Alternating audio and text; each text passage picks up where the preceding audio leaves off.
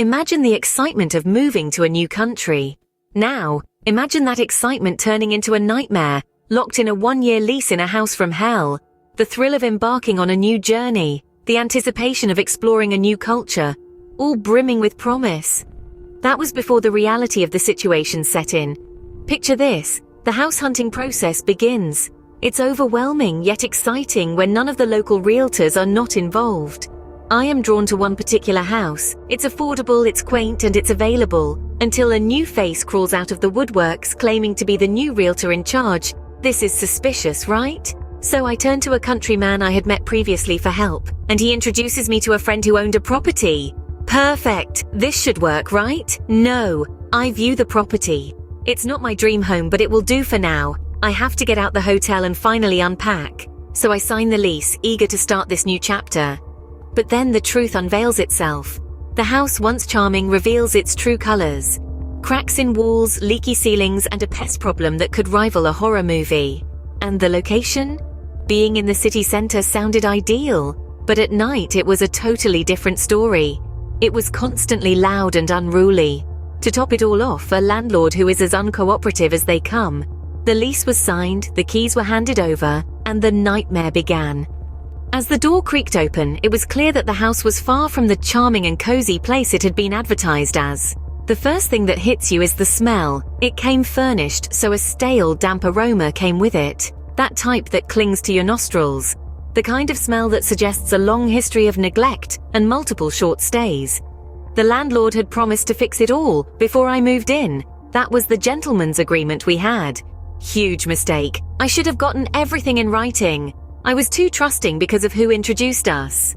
Now, here we were, playing a game of hide and go seek. The living room sofas and curtains looked like, if a black light was shown on them, they could be declared as part of a crime scene. They smelled, and the various patches on them were questionable. Then, there's the kitchen. Oh, the kitchen. It's a study in culinary chaos. The cooker, a relic from a bygone era, is coated in a thick layer of grime that no amount of elbow grease could banish, with only 2 burners working and no working oven. The sink, with a perpetually leaky faucet, sits next to a window that hasn't seen a cleaning cloth since the turn of the century. The fridge freezer was so filthy.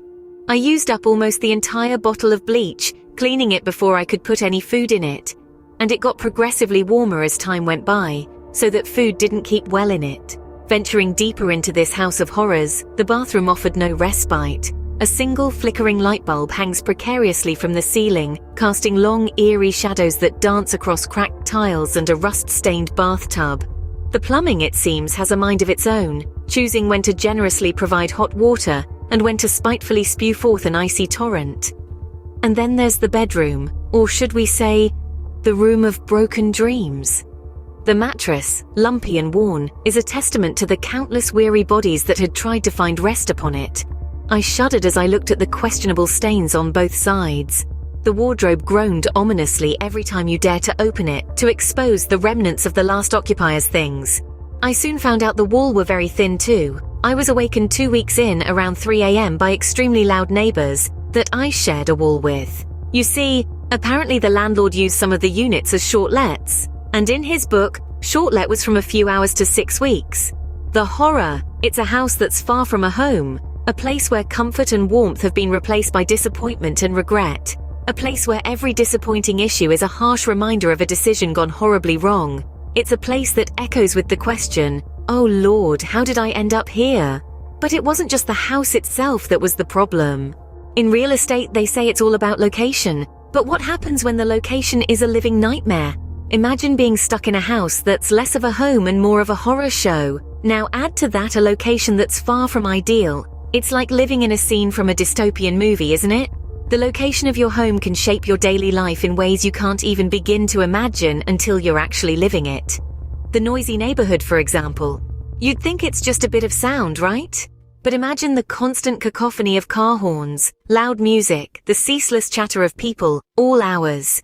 It's enough to drive anyone up the wall. I had occasions where strangers tried to open my unit door at 10 p.m. looking for their friend, and even at 4 a.m. drunk coming back from the club.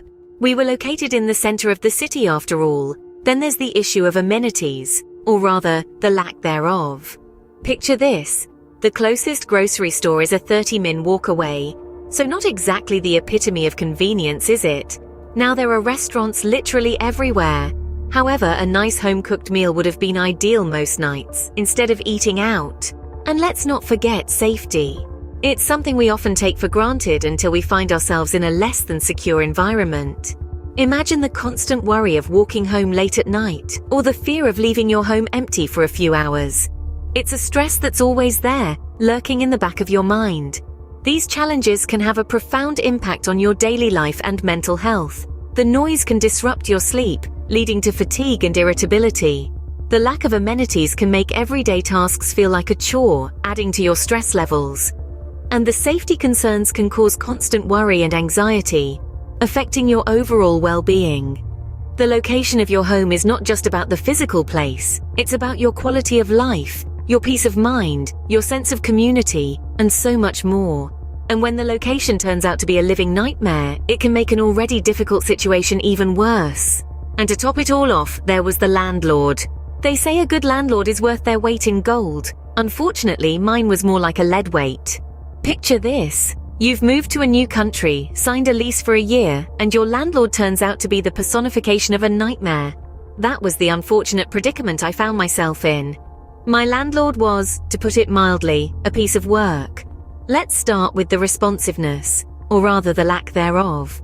Every call, every text, every email seemed to disappear into a black hole. It was as if my landlord had a secret side job as a magician, vanishing at the first sign of trouble. The bathroom tap sprung a leak, the oven doesn't work, gone. The noisy neighbors from hell, the fridge is starting to feel like a cupboard, poof.